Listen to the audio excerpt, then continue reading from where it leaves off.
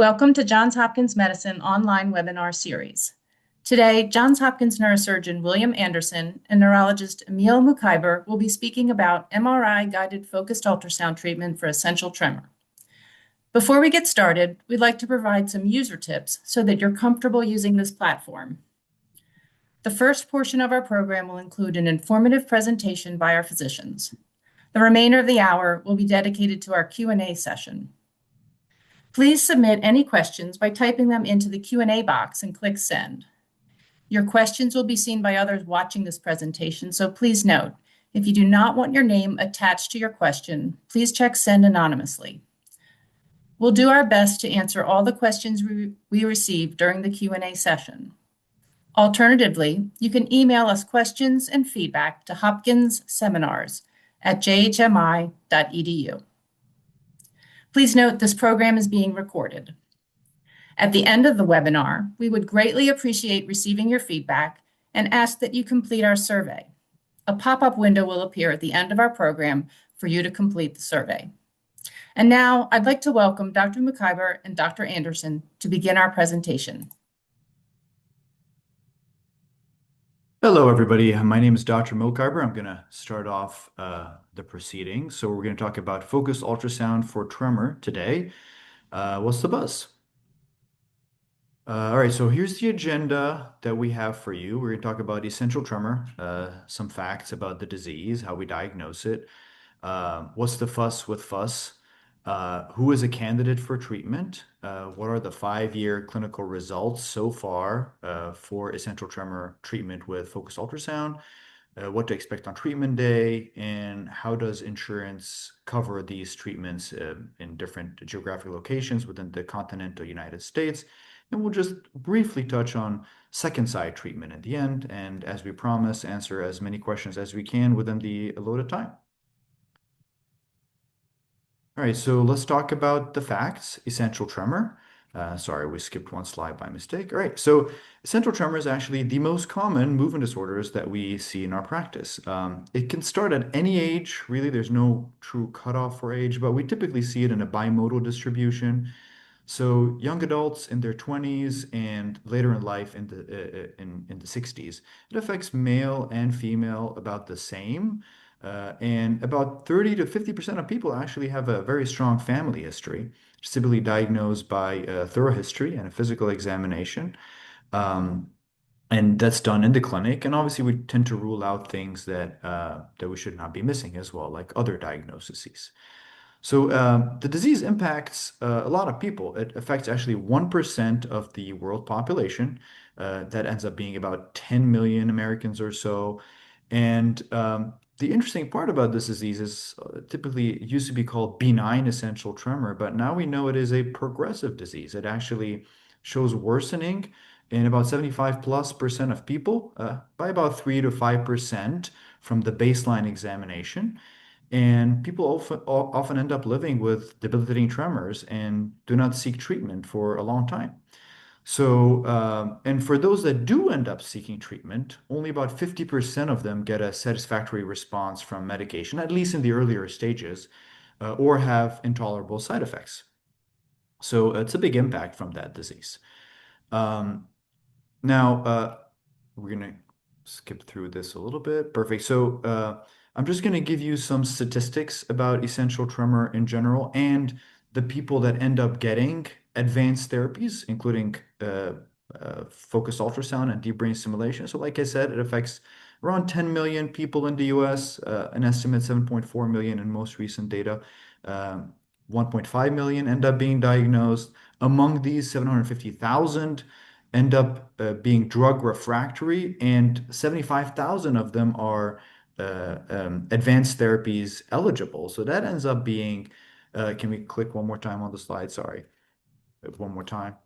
So 97% of people end up untreated from those that are eligible to receive advanced therapies, which is a pretty stark number if you ask me. Now, how do we treat essential tremors, first line, usually we try medications, things like beta blockers, propranolol being a common one, anti-seizure medications, primidone or Topamax being others. Like we said before, a lot of them can end up causing side effects, either drops in blood pressure, sleepiness, drowsiness, or different people have different side effects. So the second line, or not really second line, more so concordant line of treatments is also devices. There are some special spoons people can wear that kind of counteract the tremor when it's happening. There are wearable wrist devices that counteracts tremor. But again, these are really not as effective as people would want them to be for a reasonable quality of life, having had this disease for a long time. So that's where we end up using advanced therapies, more specifically focused ultrasound being the one of this topic of conversation. There are some injectable neurotoxins that we can give, botulinum toxin injections to the shoulder and arm muscles, which can dampen the tremor, deep brain stimulation, and radiofrequency thermotomies and stereotactic radiosurgeries are still available methods to do the same thing as what focused ultrasound is doing these days, but also available for as treatment options. Next slide.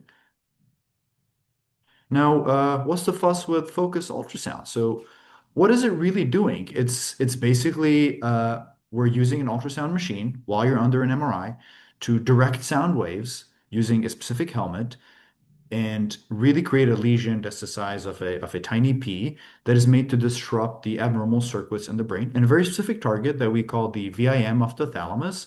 And it's the same target that is used for deep brain stimulation. I know a bunch of you might have questions about one versus the other, which we'll be able to answer in a bit. But the results are pretty impressive. You can see from these two graphs, these two pictures on the right here, an individual with tremors before treatment and then a stark response of treatment right after the procedure. So it's a really impressive results that you get from this intervention. Now, who's a candidate for treatment? We get asked this question all the time, and I'm just going to give you a little bit of details. It's a busy slide, I know, but I think it's important to kind of tick all these boxes when somebody comes to our clinic for evaluation. So first of all, it has to be above the age of 22. This has been approved, by the way, this procedure has been approved since 2016 for essential tremor and 2018 for Parkinson's disease. But typically for essential tremor, people need to be above the age of 22. They have to be medication refractory, meaning they have a functional disability and a lack of response to medication, typically two first-line medications, propranolol, primidone being the most common ones. And unilateral or asymmetric tremor. The reason I say this is typically we tend to treat unilateral patients. And if there is a need for a second side, we can do that a few months later. You don't need to have only one side of tremor to receive treatment, but that's how we tend to think about it. And advanced age or medical comorbidities that increase the risk of DBS, if that is something that somebody's considering, obviously. And patient preference. Remember, this is an incisionless procedure without any implanted hardware, and my colleague is going to discuss this in details in a few minutes. Now, also very important points is can the individual receiving the procedure actually tolerate it? Remember, you're going to have to be seated in a fixed position for a prolonged period of time, typically an hour or two in an MRI scanner. Again, you're going to hear a lot about these details in a few minutes. And you should be able to communicate what's happening during the procedure, side effects or things that are bothering you. And you should be able to affect a kind of a button, it's a squeeze ball that you activate in case you're having issues that you can't tolerate during the procedure.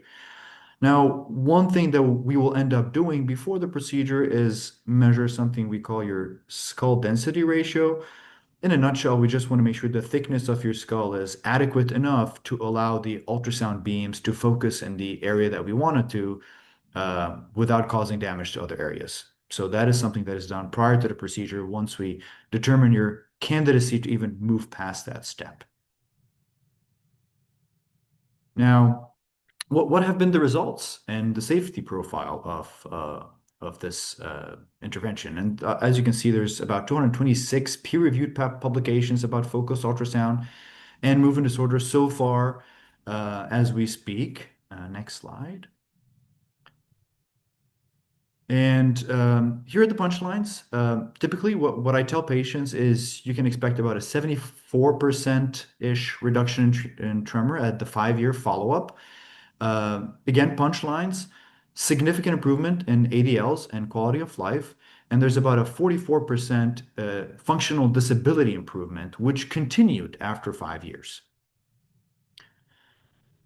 Now, again, busy slide. Let's focus on first side safety outcome. That's kind of a summary of what I tell patients in general. So the common side effects that we can experience, that people can experience during the procedure are numbness and tingling in about 38% of cases, imbalance, 36% of cases, taste disturbance in 5% of cases, and dysarthria in about 2% of cases.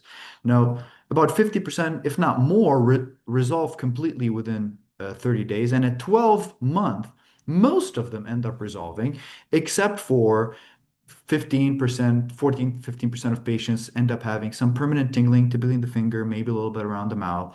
And some people end up having some balance disturbance in about 9% of cases. And minimal amount of taste disturbance. I'm sorry, there's a typo here. There's supposed to be 10% disturbance in speech, and really minimal major side effects because there's no implantable devices and no surgery happening. Now, the punchlines that I usually tell people during the clinic visit and trying to explain what to expect for them to remember it really easily, I tell them about 10% of side effects might end up being permanent, but they're mild. And these are the tingling and balance issues and the slurring of speech at 12 months. And in about 1% of cases, the balance issues might persist, especially if they already have baseline balance issues. One more expectation that I think I explain to people is immediately after the procedure, you are going to almost invariably experience some balance issues. I know the numbers point towards 30, 40% balance issues, but I think for safeguarding, what we tell people is if you come in walking to the procedure, you'll probably leave in a cane. If you come in with a cane, you'll probably leave with a walker. If you come in with a walker, you'll probably leave in a wheelchair for about a month. And after that, things will slowly improve and you'll go back to your baseline most of the time, as I previously mentioned. Now, second side, just for the sake of time, I'm just going to be brief. Again, shows pretty safe data for second side, pretty good tremor response, and only minimal residual side effects that end up uh, continuing on past the 12-month period. So relatively a very safe procedure. All right, so how does insurance do for that procedure? It's actually covered by Medicare in the entirety of the continental United States. And there's about 43 independent Blue Cross Blue Shield plans in 44 states that cover treatment, and including Blue Cross Blue Shield Federal Employee Plan nationally. There are a bunch of other insurance companies that also do cover that. The most important thing before the procedure is that we contact our insurance provider and make sure that they cover the procedure. And I left you the CPT code here if you want to actually go over the covered benefits with your provider. And we will help you do that as well. But I think it's also important that you advocate for yourselves, especially for the non-Medicare patients. Now, second slide, again, I'll just give you a brief punchline before my time runs out.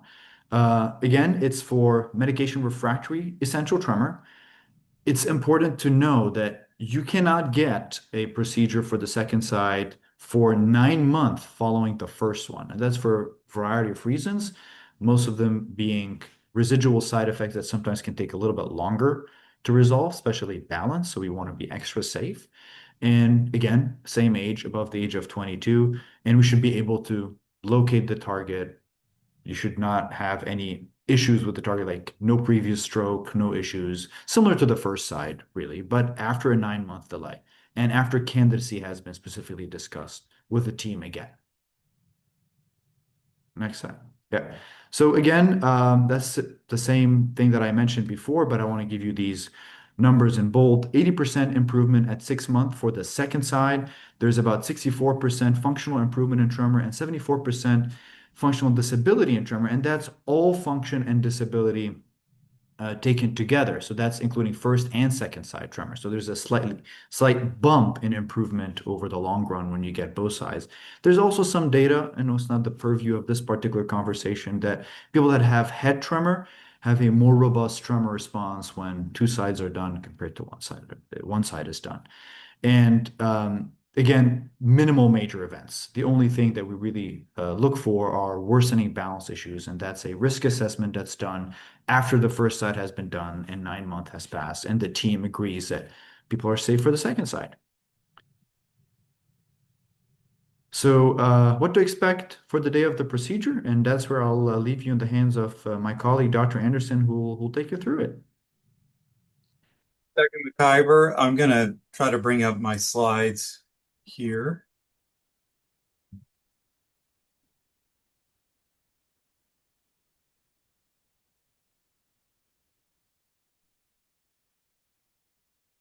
Dr. McIver, did those show up on your screen?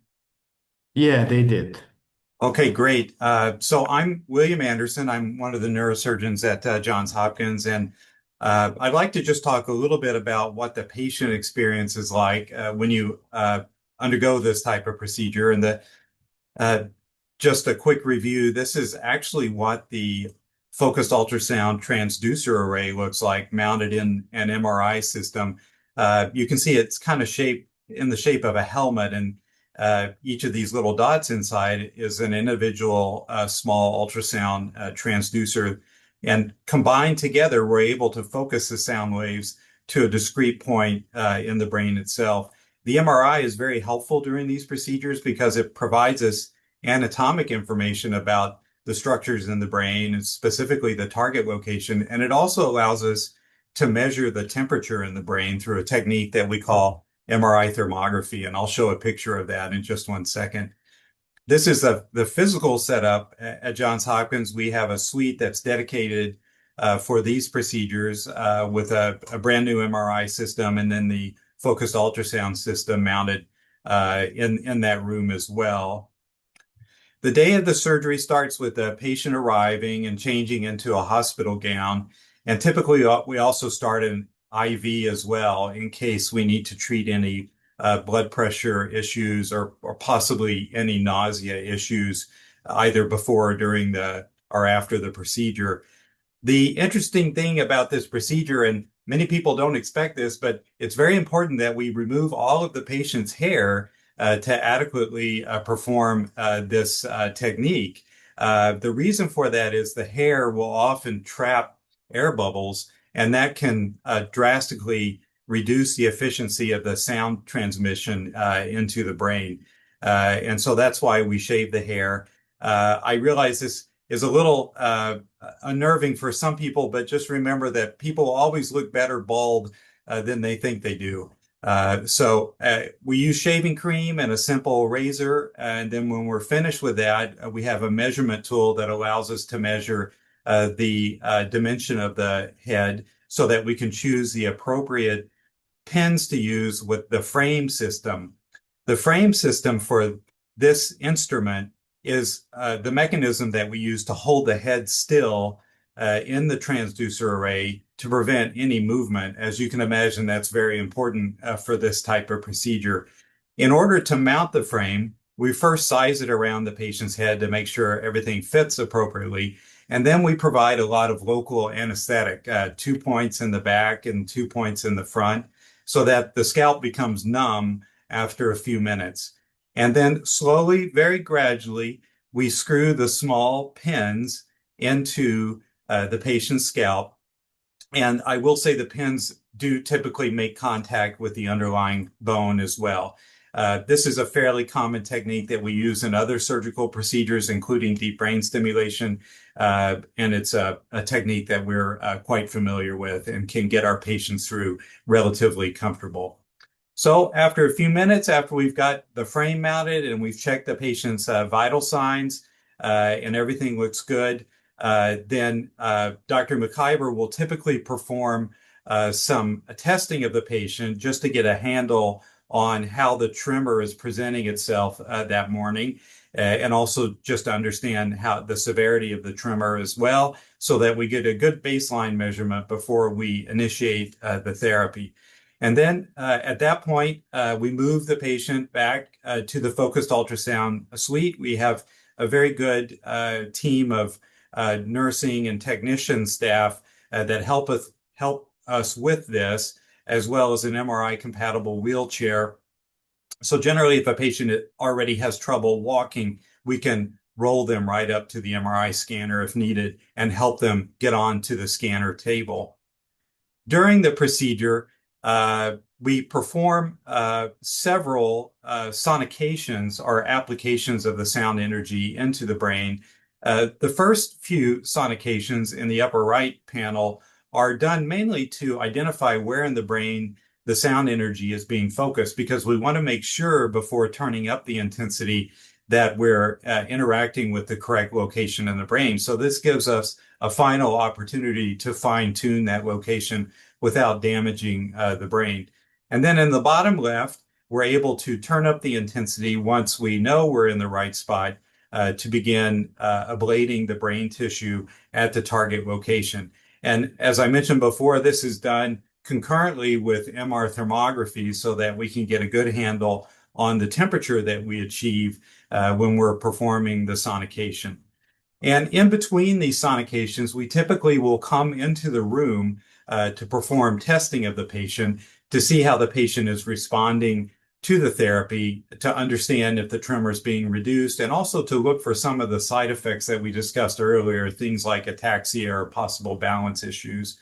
And then once we're finished, once we've performed the final ablation, Dr. McIver and I typically will enter the room and reassess the degree of reduction in the tremor, and then we'll assist the patient in getting off of the MRI table back into the wheelchair, and then we go take the patient to a small alcove that we have for mounting and removing the frames. And at that point, we remove the frame.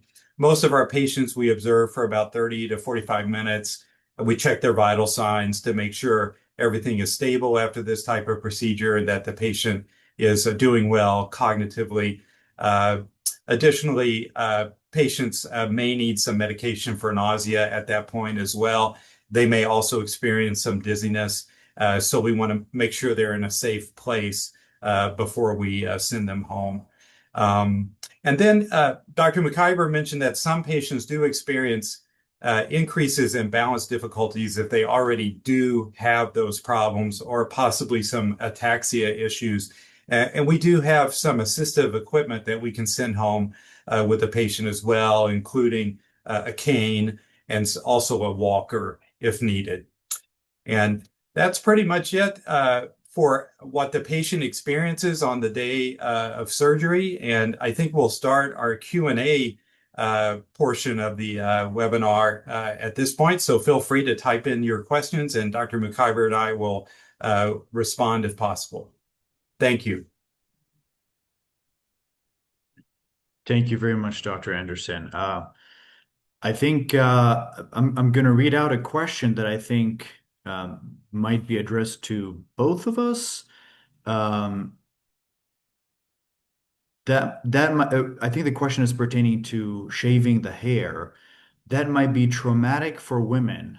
How can we get them ready for taking off their hair? Um, I'll let you answer that one, Dr. Anderson. Could be a tough conversation at times, and generally I do go over that in the preoperative clinic visit when I meet with the patient before the surgery.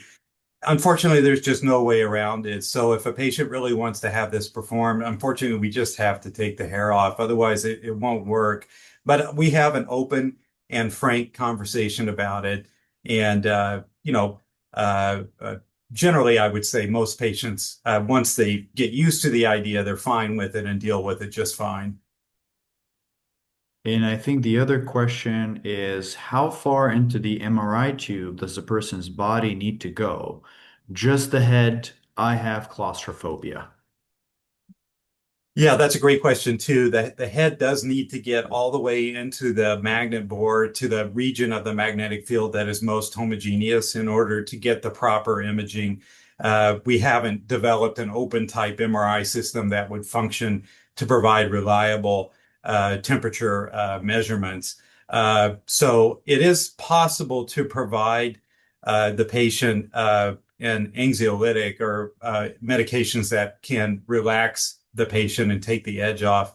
In general, we don't recommend doing that for this case because those same medications can really shut down the tremor. And then it makes it difficult for us to determine what sort of influence we're having on the tremor itself. So it is a difficult problem. I agree. But unfortunately, right now, I would recommend not using those medications for this type of surgery. If we really needed to do that, we would do it and get away with it. But unfortunately, we would lose the feedback response of watching the tremor reduce, as well as looking for side effects. So I hope that answers the question. Now, the next question is the response to treatment the same for men and women? And based on the data that we have over the past 5 years, the answer is yes. So the trials were done taking into consideration sex as well. So yes, the treatment response should be the same for both, really. The next question is, how soon can I return to normal activities afterwards? I mean, I'll give it a go, Dr. Anderson. You can jump Sure. in if I miss something. So again, it's individualized based on how the treatment response goes immediately after the procedure. However, like I said during the presentation, I think the most cautious estimate that I give patients, just for them to be prepared for the procedure, is assume a month where you're not going to be able to be fully functional necessarily. But again, that depends on your baseline. So if you had an excellent baseline with your balance, there is a very high likelihood that you might recover faster, but you might have some balance issues during the first month. And the reason for that is when we create the sonication in the thalamus, the the hole that's pea-sized that we create initially also has some swelling around it, just because there's some tissue that's dying immediately after we create that sonication hole. And that swelling is what causes that initial 4 weeks or so phase where the balance is not where it's going to be at baseline. Once that swelling subsides, then your baseline will kind of slowly come back. I don't know if Dr. Anderson, if you want to add something to that, but Yeah, I'll just add that yes, that swelling is something that we actually treat with our patients. We provide a short course of steroids so they can take it home for approximately a week to reduce the possibility of the swelling causing any problems. So that is something that we do anticipate. right. And I think the next question is a relatively simpler one. Will I stay overnight after? But I think the typical modus operandi is that you will leave the same day after a short observation, unless there are issues that Dr. Anderson and I determined that you really need to be in the hospital, which should be very, very rare. You should be going back home the first day. Yeah, Um, that's correct. yeah. Now, next question, I think that one's for you, Dr. Anderson. Are you only in the machine up to your shoulders? Unfortunately, it's usually up to your belly button typically, because the head needs to be in the middle of the magnet. All right, next question. I have essential tremors. Additionally, I'm 4 years post bilateral lung transplant, so the tacrolimus enhances my tremors. Will this will this treatment still work for a case like mine?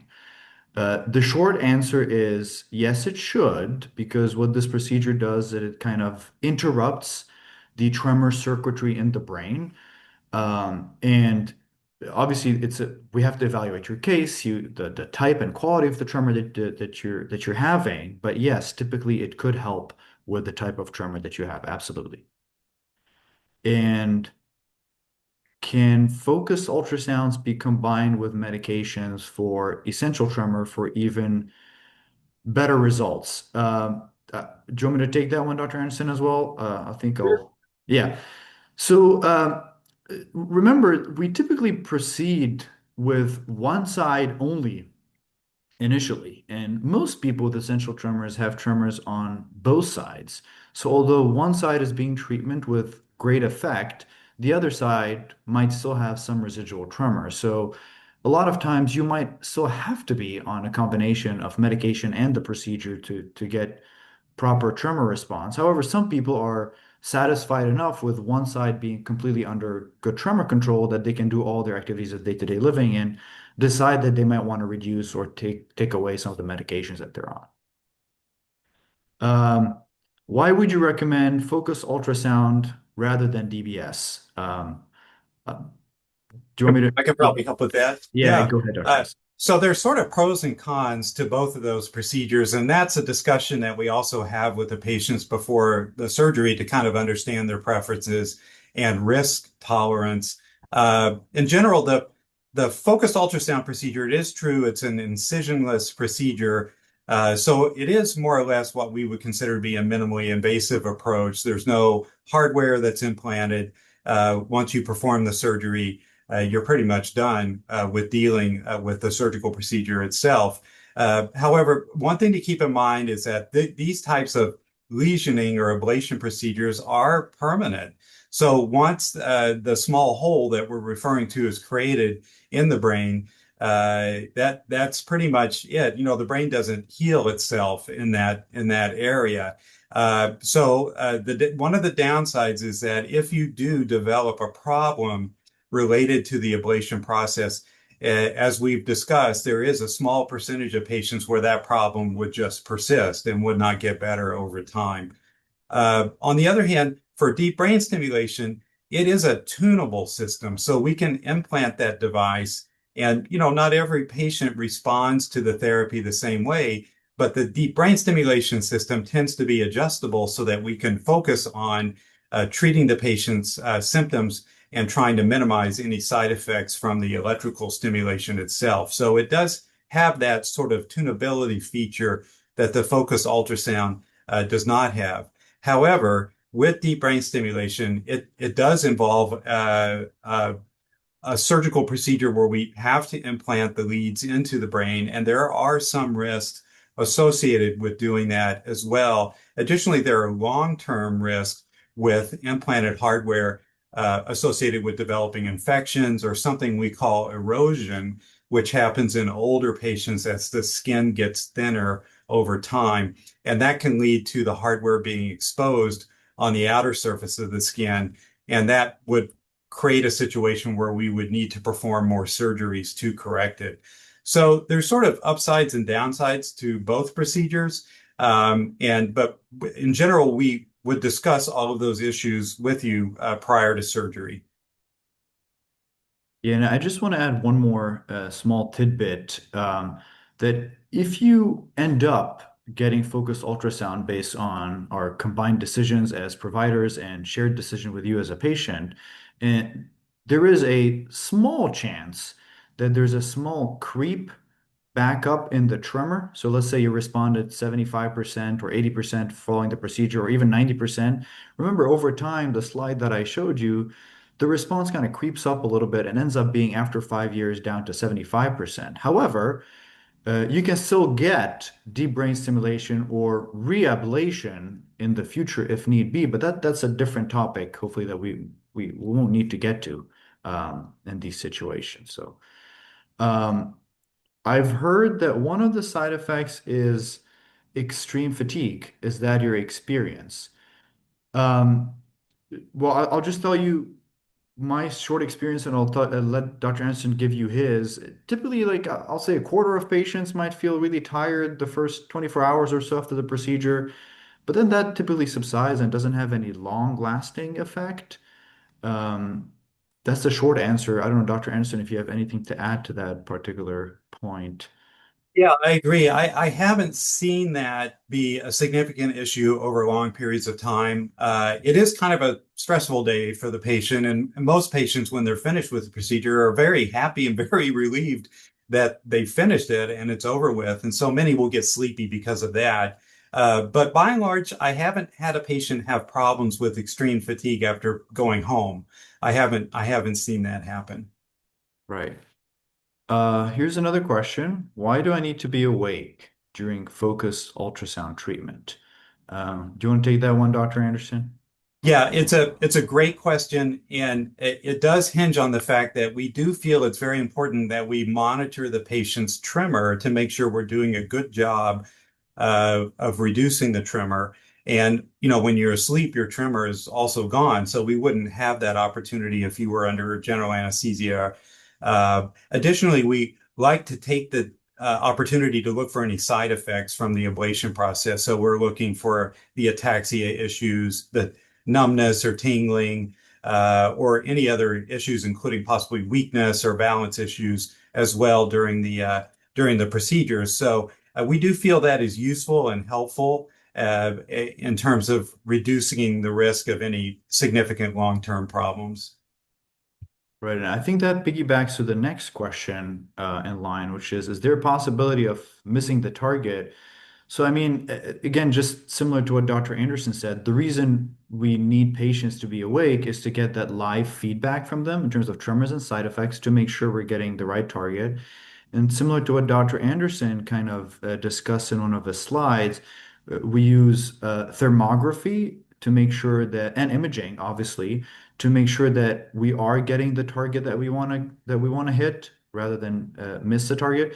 And prior to this procedure, there's a lot of prep that comes in as well to kind of build 3D reconstructed images of your own brain tracts and really map out the target in detail to where we want to actually sonicate so that we don't miss the target. And because you're not moving during the MRI, so it's an extremely, exceedingly rare occurrence, if at all possible, I would say. Um, does the Veterans Administration cover this procedure? That is a great question. I do not know the answer to it. We can get back to you on this.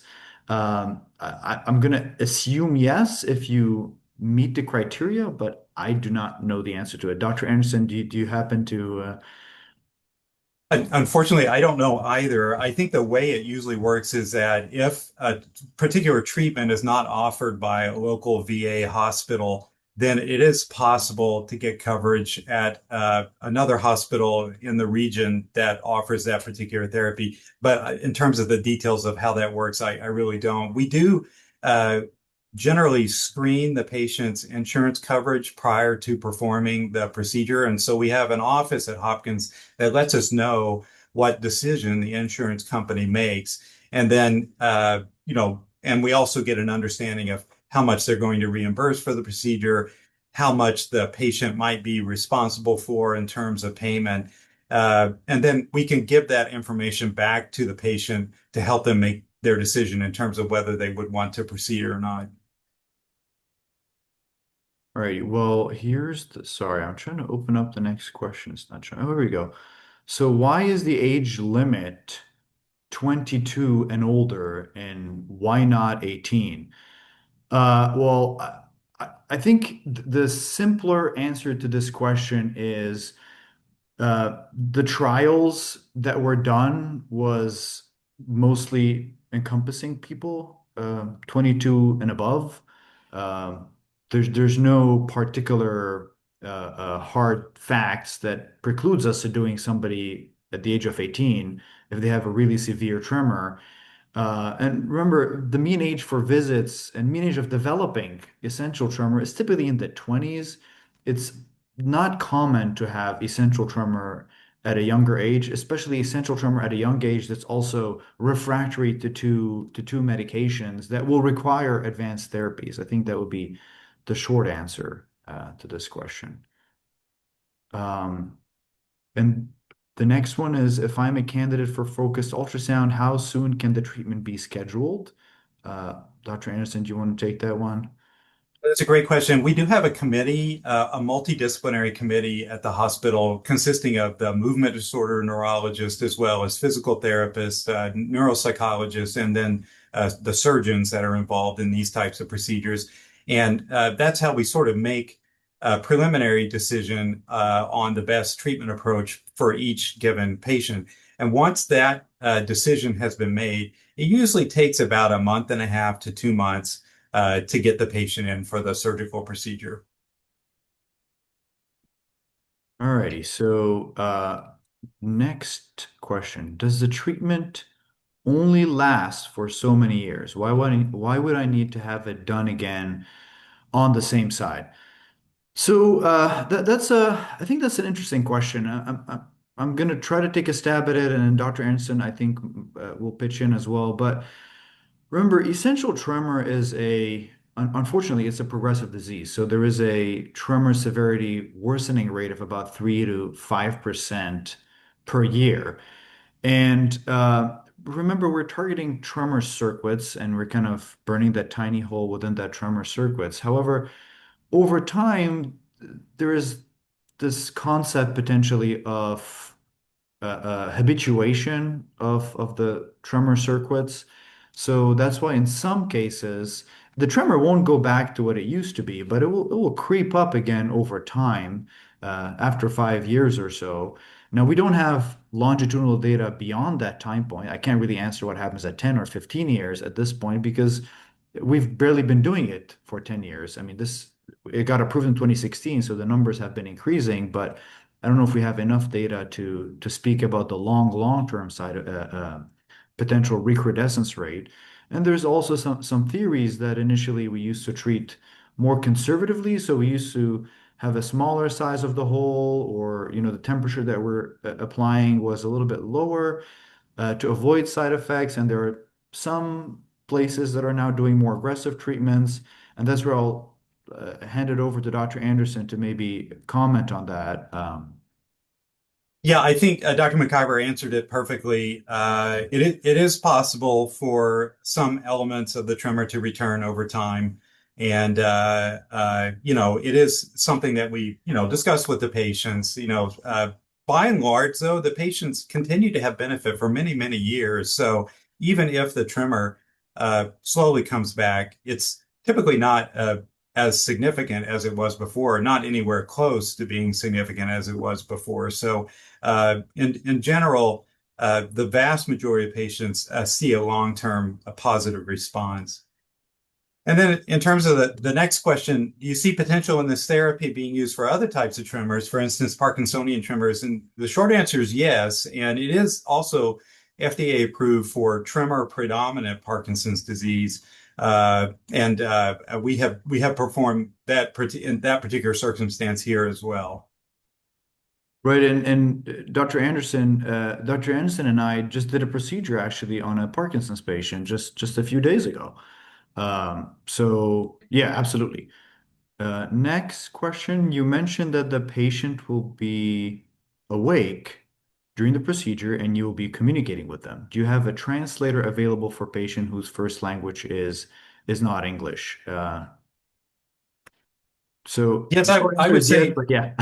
Go ahead, yeah, the Doctor. short answer is yes. I mean, we do have an office at Johns Hopkins that facilitates interpretation services, and so we are generally able to get a live person in the suite to help us speak with a patient whose first language is not English. And generally, yes, we have that capability.